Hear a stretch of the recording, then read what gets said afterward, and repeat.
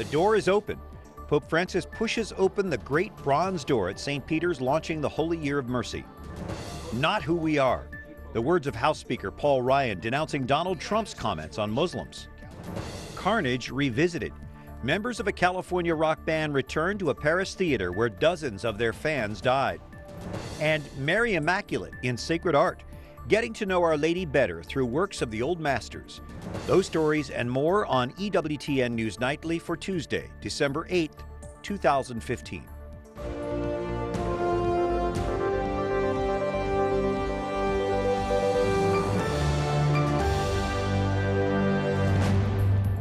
Good evening. Thank you for joining us with the EWTN News Nightly team. I'm Brian Patrick. Well, on this feast of the Immaculate Conception, Pope Francis opens a great bronze door at St. Peter's Basilica, beginning the Holy Year of Mercy. Apritemi le porte della giustizia.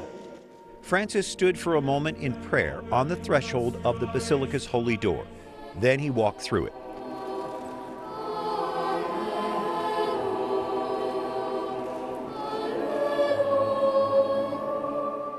A frail Pope Emeritus Benedict XVI walked through right after Francis with the help of a cane and his longtime assistant.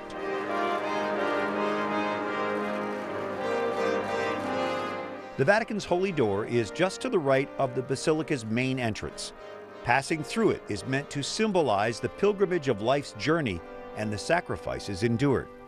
La profondità della misericordia del Padre. Pope Francis commenting on the depth of the mercy of our Father, who welcomes each one of us personally. He says he is the one who looks for us. An estimated 10 million faithful will pass through the Holy Door over the course of the next year. It's a rite of pilgrimage dating back centuries. Thousands of extra police and soldiers have been deployed to protect the pilgrims flocking to Rome for the celebration. Security is heightened after the Vatican was listed as a possible target following the Paris terror attacks. Ed Pentin with the National Catholic Register joining us from Rome. Ed, Benedict XVI joined Pope Francis for today's ceremony. How did you find the Pope Emeritus?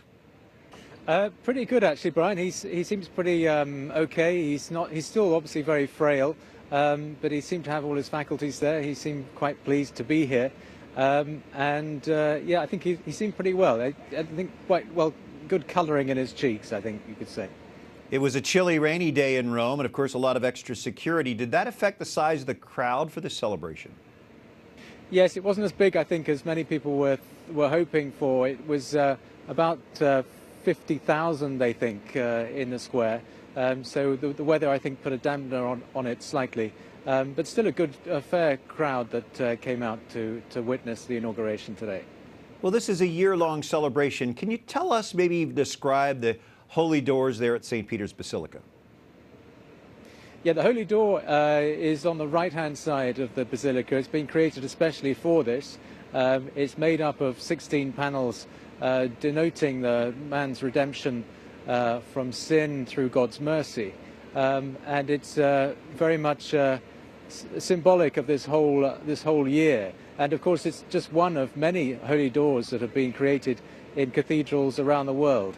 The Pope wanted that because he didn't want everyone to come to Rome necessarily, but to go to their nearest cathedral and celebrate the Jubilee of Mercy that way. Can you give us an overall picture of the purpose of the Jubilee Year of Mercy and what it means to each of us as individual Catholics?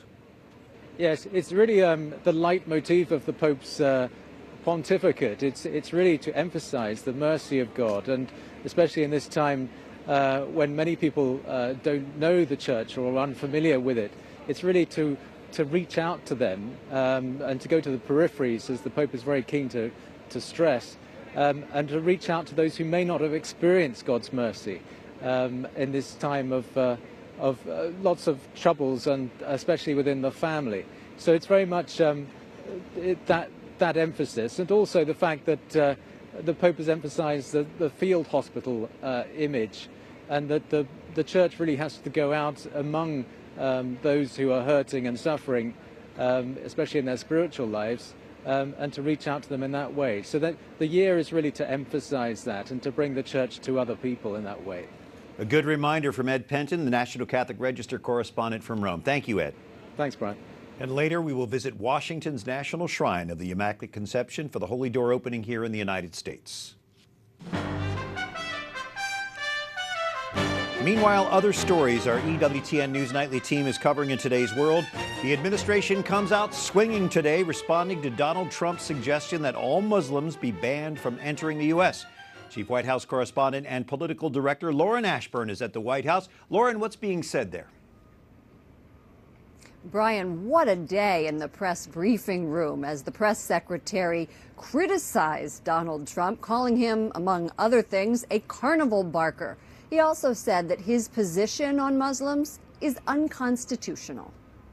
The Trump campaign for months now has had a dustbin of history-like quality to it, from the vacuous sloganeering to the outright lies to even the fake hair. Well, it's not often that you see criticism from the podium of Republican candidates running for president, but the White House today was not alone. Donald Trump faced criticism from many in his party. You know how you win this war? You side with people in the faith who reject this ideology, which is 99%. And you know how you make America great again? Tell Donald Trump to go to hell. Normally, I do not comment on what's going on in the presidential election. I will take an exception today. This is not conservatism. What was proposed yesterday is not what this party stands for. Now, the White House made clear that any Republican leader that does not denounce Trump if he were to be nominated would be also disqualified to lead the country. Brian. Lauren, has Trump finally gone too far? You always think that. One always thinks that, but apparently not. There are several polls in which he is leading, and he does cite another poll which says that 68% of his supporters would follow him if he were to leave the Republican Party and become an independent. Lauren Ashburn at the White House. Thank you, Lauren. Jim Antle here in the studio. He's politics editor with the Washington Examiner. Jim, it doesn't look like Trump has a lot of support in this. Is he going it alone? He basically is. I mean, it's predictable that all the Democrats would be attacking him over this, but really virtually the entire Republican presidential field and the entire Republican congressional leadership has distanced themselves from him on this. They're sending a very different message on the Muslim issue than Donald Trump. He seems like he's got a Teflon coating sometime. Is the pressure getting to him? Has he retracted or even softened his stance at all? We do see that Trump has softened some of the details about what this might mean for Muslim Americans, what this might mean for international leaders who happen to be Muslim, who need to come into the United States to negotiate and do government business. But he is overall standing firm in his stand that this is something we need to do to get a Muslim terror problem, as he defines it, under control. Yet, as Lauren pointed out, his poll numbers are still strong. Why do you think that is? Well, I think the one benefit that Trump has is that everyone else is going, from President Obama to the other Republicans in the presidential race, are all sounding the same on this issue. Donald Trump is speaking to anxieties that they have, that voters have, and a lot of people are not even willing to say that radical Islam is a major source of terror in the international community. So Trump, by going to the opposite extreme, is carving out a place where he's the one speaking to that anxiety. Well, the man knows how to get attention in press coverage, and he's really trying to get the attention focused on him. Do you think that this will result in him even picking up more steam, or will he lose momentum eventually when people realize, what if a president talked like this? Right. I think that it's not going to hurt him with his core group of supporters. It may even fire them up even more. But I do think the possibility exists that it's going to make other Republicans, and there is still a larger percentage of Republicans who don't want Trump but have not settled on another candidate, it might make them feel that it's more necessary than ever to do so, to settle on that other candidate. When do you think we'll see this field being narrowed down so that there is another candidate to settle on? Well, I think you're starting to see Ted Cruz and Marco Rubio and a real top tier forming around Donald Trump.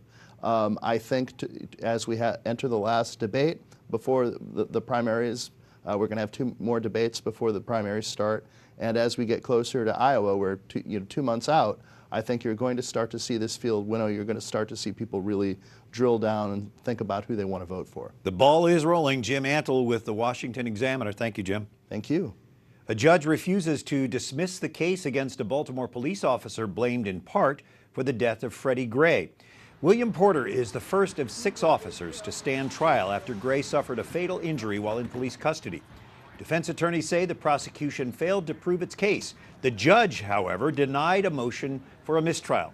The case sparked days of protests in Baltimore.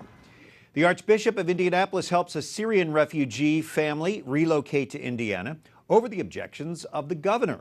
Governor Mike Pence doesn't want refugees coming to Indiana. He says he's concerned about security. Archbishop Joseph Tobin says he prayerfully considered the issue and consulted with other Catholic leaders before defying the governor. Tobin says helping the Syrian couple and their 2 small children fits with the Catholic Church's identity and mission. The flood of Syrian refugees spills over into Texas. 6 refugees just resettled in Dallas. 15 more are expected to arrive in Houston this week. The state of Texas went to court trying to block the resettlements. It has since withdrawn the request. This document is false, not given the Greek police. Understand? In Europe, a growing number of economic migrants use false documents trying to cross the border from Greece to Macedonia. Authorities only allow Syrians, Afghanis, and Iraqis who are recognized as refugees to cross the border. They are making, more attempts just in case they manage to cross the border. They are screened, and if these documents are false, they are returned to Greece. This man from Iran admits his documents are false. He says he paid about 300 euros to smugglers to get those papers. Pope Francis could make his voice heard if climate negotiations in Paris come to a stalemate. Cardinal Peter Turkson, who helped write Francis's environmental encyclical, insists the Pope has deep trust in the process. Just last Sunday in the Vatican, he expressed deep trust in the capacity and capability of the guys gathered over here to be able to come to a consensus. Pope Francis is urging world leaders to enact new policies to fight environmental degradation and poverty, which he says are closely linked. California rockers returned to the ravaged Paris theater where they survived a massacre by extremist suicide bombers. Members of the band Eagles of Death Metal came today to the now shuttered Bataclan Theater in eastern Paris. The theater's facade has become a shrine to at least 89 people killed inside. Band members silently laid flowers at the site, embracing and wiping tears. The band performed with U2 in Paris last night, their first on-stage appearance since the November 13 terror attacks. Coming up, we go to the Central African Republic, still relishing a meaningful papal gesture from a visit a week ago. And Iraq's Christian population plummets as a direct result of persecution.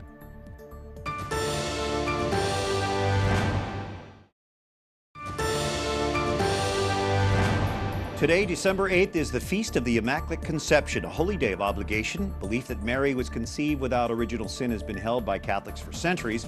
It was dogmatically defined by Pope Pius IX in 1854. Thanks for joining us this evening. I'm Brian Patrick. Following more than 50 years of tradition, the Bishop of Rome pays homage to the Virgin Mary on her feast day, the Pope placing a bouquet at the base of the column of the Immaculate Conception in the piazza on December 8th each year. An excited crowd welcoming Pope Francis. Today's feast day coincides with the opening of the Jubilee Year of Mercy. In praying to Our Lady, Francis asks for mercy on families, children, young people, the elderly, the sick, the imprisoned, and migrants. After a choir sang Marian hymns, the Holy Father visited with and blessed many of those gathered in St. Peter's Square. Well, this Jubilee Year of Mercy actually got a jump start in Central African Republic when the Pope was there a week ago. Pope Francis pushed open the holy door in the Cathedral of Our Lady of the Immaculate Conception for the Diocese of Bangui. His aim was to give conflict-weary Christians a spiritual boost and show the universality of mercy. We're Skyping with Leanne Hager from the Central African Republic, where she is country representative for Catholic Relief Services. Leanne, tell us what it's been like there in CAR since the Pope's visit. It's been an absolutely joyous time, a very festive spirit, unlike anything I've seen in the almost 2 years I've lived here. Very positive attitudes by almost the entire population. The Holy Father made a point to visit the Muslim community there. What impact did that visit have? It was significant. That he chose to come to this country, first of all, was major, and that he was very deliberate about visiting the Muslim community, the Grand Mosque, and then being accompanied by a delegation of Muslims to the stadium really has had a significant impact. There's very much a feeling of brotherhood amongst the population, particularly here in Bangui. Very positive. So in a city and a country where there has been so much strife, it sounds like the Holy Father's visit, his apostolic visit, brought some calm. Has the city remained calm? It has. So it has been 1 week since his visit. The city has been very calm, almost unnaturally so, given so much of the strife we have seen. Today was the first time this afternoon that we've seen some demonstrations that started really about 3 o'clock local time. And they were demonstrations in response to the publication of names for presidential candidates. So, but the preceding week was extremely calm. We pray for peace in the Central African Republic, and we really appreciate you sharing the information with us. Leanne Hager with Catholic Relief Services in the Central African Republic. Thank you. Thank you. And amid growing persecution of Christians, their numbers in Iraq are plummeting. According to the Religious Freedom Project at Georgetown University, in 2003, there were 1.2 million Christians in Iraq. Today, there are less than 500,000. Dr. Timothy Shah is Associate Director of the Religious Freedom Project at Georgetown University. Tim, you're off to Rome for an important conference on religious freedom. Tell us about it. The conference is called Under Caesar's Sword, and it's a joint venture between Georgetown and Notre Dame. And its purpose is to focus on how Christians are responding to persecution around the world. Christians are facing persecution in some 100 countries. Often we think of Christian persecution in terms of the victims facing terrible attacks and problems. We don't think of how they're responding. So this conference casts a spotlight on the creative, often heroic ways Christians are resisting, but also bearing courageous witness in the face of persecution. Why should the U.S. be doing something about this in other parts of the world outside of the U.S., and can we be doing a better job of it? We do need to be doing something, because a world in which there's religious freedom is a more peaceful, more just, and more safe world. All of us care about those things. The U.S. And its interests are directly tied to peace, security. We've seen around the world that places that are insecure, that are violent, where there's persecution, are more likely to breed terrorism. So that's one reason we need to care. The U.S. can do a much better job. The U.S. has really not done enough to cast a spotlight on really the genocidal violence that Christians are facing around the world, and especially in the Middle East. The U.S., for example, is right now considering designating the violence against the Yazidis in the Middle East as genocide. But there's word that perhaps Christians are not included in that designation. That would be a major tragedy, because they should Christians are. Exactly. Indeed. I know you'll address this at the conference, but in a nutshell, how can the world show solidarity with persecuted Christians? Well, for one thing, they can call the violence what it is when it's genocide. That would significantly ramp up global action and solidarity. Two is countries need to invest more into proactive long-term religious freedom policies. Of course, what Christians need, along with everybody else in the world, is not just short-term help and relief. They need support to build societies where there's religious freedom for everybody. And Christians at their best, going back to Dignitatis Humanae, whose 50th anniversary we celebrate right around now, Christians at their best have responded to persecution by building a world where there's freedom for everybody. Well, we look forward to hearing from you in Rome, Tim, and safe travels to you. Tim Shah, thanks for being with us. Thank you very much, Brian. Really appreciate it. Up next, Mary's Immaculate Conception depicted in sacred art on the beauty of faith. And at the National Shrine here in Washington, a holy door is open, signaling the start of the Year of Mercy in the U.S.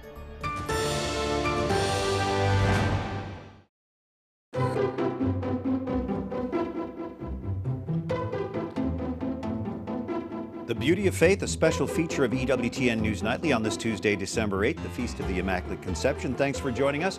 I'm Brian Patrick, joined by Dr. Jem Sullivan, a former guide at the National Gallery of Art and the author of the book, The Beauty of Faith. So we're beginning the Holy Year of Mercy on this Feast of the Immaculate Conception. So we have two paintings that we're looking at. The first is an 18th century German depiction of the Immaculate Conception. That's correct, Brian. This beautiful drawing, ethereal drawing from the National Gallery of Art, really draws on the familiar depictions of Mary under the title of the Immaculate Conception. We see Mary in the heavenly realm, surrounded by this multitude of angels who hold her up, as it were, and then she's holding two lilies in her hand, symbols of her immaculate and pure state. Mary's Immaculate Conception tells us that God, from all eternity, wished for our salvation. God did not abandon humanity after the fall of Adam and Eve, but he turned his gaze to Mary, choosing her to be the mother of our Redeemer and preserving her from the stain of original sin. Mary is full of grace, as the Archangel Gabriel says to her at the Annunciation, and today she is also our Mother of Mercy, because we remember that through the Immaculate Conception, Mary opens the door for God's mercy to become incarnate in her Son, Jesus. Thus, the opening of this Year of Mercy on this feast day, and I love our Marian blue that we're wearing. Our second piece is an oil painting from the 1600s. This is an example of God's mercy. Yes, this is a painting by the Spanish artist Murillo. We see it's on the gospel parable of the prodigal son, and it gives us a simultaneous narrative of all of the elements of that story in one single scene. So on the left side, we see the young boy leading the calf for the feast that will celebrate the son's return. On the right side, the servant brings a tray with fine clothes and a ring, symbols of the son's restored dignity. But really, Murillo wants us to focus on the center of the composition, because it is that moving moment when the father leans over with tender mercy to embrace his son, who is now kneeling before him. The son, with his torn clothes and dirty feet, is symbol of sinful humanity, all of us. And yet this theme of the Jubilee year shines forth in this painting here, because the Father, who is rich in mercy, loves his Son despite his sinfulness. It's a reminder to all of us, all who draw near to God in this year of mercy, in the hope of mercy, will surely find God who is rich in mercy. I love the little dog in the bottom of the picture too. That's so cute. The Beauty of Faith, using Christian art to spread the good news, is Jem's book. Thanks for being with us, Jem, and happy feast day. Thank you too. Well, on this feast day, a rare special event is celebrated at DC's National Shrine of the Immaculate Conception. Jason Calvi helps us open the Holy Year tonight. Ringing in the Year of Mercy at the National Shrine of the Immaculate Conception. On the other side of this door is grace. This is the Lord's gate. Let us enter through it and obtain mercy and forgiveness. This is the National Holy Door. What does this ancient tradition mean? Cardinal Worrell says it helps us to see the many doors in our lives. I remember a number of years ago a young soldier who had just returned from a tour of duty in Afghanistan saying to me, I knew when I got home and opened that door that I was once again going to be in a place of love. The Holy Door is meant to symbolize that for us, to go through that door and encounter the love, the compassion, the embrace of our Lord that awaits us in His church. Renata Viachorik is one of the first to pass through the shrine's holy door. The door symbolizes Christ, who is the way and the door to heaven, and it's a great sign here on earth.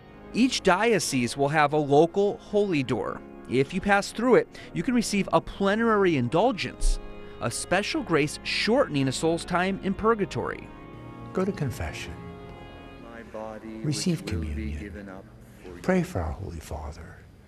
And you'll experience graces that you might not otherwise have experienced. That's what it's all about. The Year of Mercy ends on the Feast of Christ the King next year. At the National Shrine, Jason Calvi, EWTN News Nightly. Now, all in a day's work. Our church so rich in the sacraments and sacramentals.